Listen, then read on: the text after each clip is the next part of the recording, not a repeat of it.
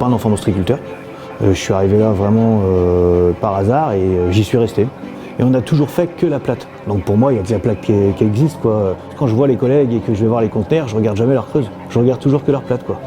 Ça serait dommage par contre qu'elles disparaissent, ouais.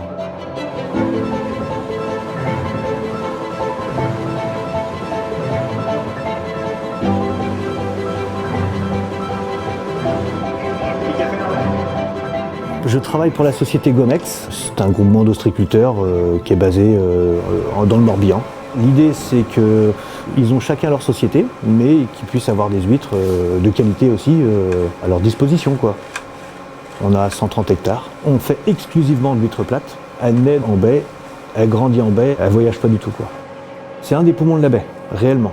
Il y a énormément de géniteurs et grâce à ces géniteurs, ouais, je pense que tout le monde a cette chance de pouvoir faire un captage, pas que grâce à nous, mais on est quand même important, quoi.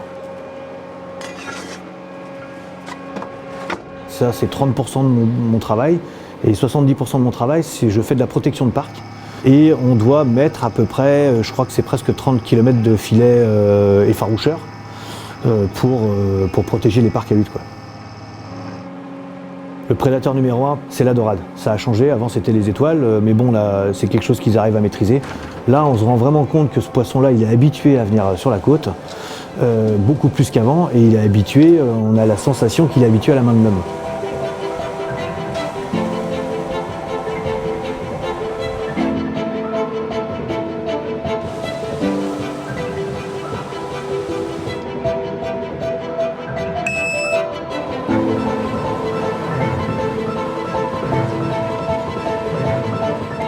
C'est des filets en fait qui ressemblent à du filet de but de foot. En fait, c'est du maillage entre 90 et 100. C'est des filets effarouchants. On n'est pas là pour pêcher du poisson. On est là, nous, pour protéger nos huîtres. Donc nous, on ne parle pas de pêche, on parle de capture de prédateurs.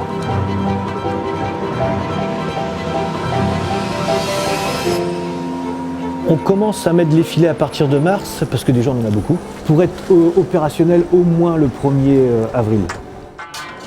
Tous les jours, on fait un tour dans la baie, déjà parce qu'on sait quel filet il faut qu'on lave, voilà, le roulement est là, et en même temps, on fait le grand tour, pour voir s'il n'y a pas un filet qui a bougé. Et comme ça, on sait que jusqu'au mois de septembre, on reste tendu, ça reste tendu. Surtout juin, juillet, août, là, c'est vraiment la grosse tension, quoi. Parce qu'il y a une prédation, mais c'est surtout parce que les filets, il faut les tenir propres, quoi. Il faut vraiment qu'ils soient propres pour qu'ils soient efficaces. Et on met des filets autour de la concession et on en met à l'intérieur quelques filets pêchants. Si malheureusement la dorade elle a eu l'envie de rentrer, ben, au moins qu'on puisse au moins la gauler, quoi. Si on ne voit pas de poisson dans les filets, c'est déjà on est content premièrement parce que ça veut dire qu'il n'y a pas eu de prédation dans le coin, et deuxièmement c'est parce qu'elles ne sont pas rentrées. Tous les prédateurs sont gardés à bord, ça c'est sûr. Après tous les poissons qu'on pêcherait qui sont vivants, on les remet à l'eau. Donc l'idée c'est pas du tout de pêcher, c'est plutôt d'en pêcher.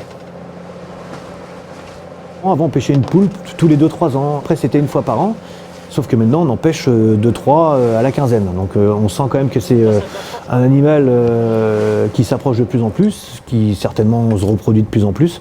Je sais que ça s'attaque à du homard, on sait que ça aurait tendance à croquer quand même un peu. Est-ce que c'est un prédateur pour lui qui a des grandes chances? Maintenant il faut le prouver, quoi. Le poulpe pour le piéger, je pense qu'il faudra trouver une autre idée. Parce que quand on sait que ça peut rentrer dans une bouteille, je pense pas que des mailles de filet pourront l'inquiéter, quoi.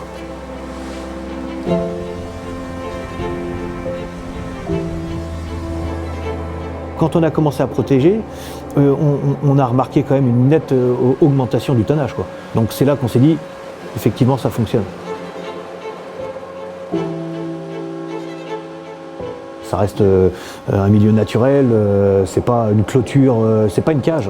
On essaye vraiment de faire ça au mieux, mais c'est pas une cage. Mais c'est la seule chose qu'on a à l'heure actuelle pour protéger les huîtres. C'est vraiment la seule chose. Mais une chose est certaine, c'est que s'il n'y a pas de filet, il n'y a pas d'huîtres. Ça c'est sûr. Ça, c'est certain.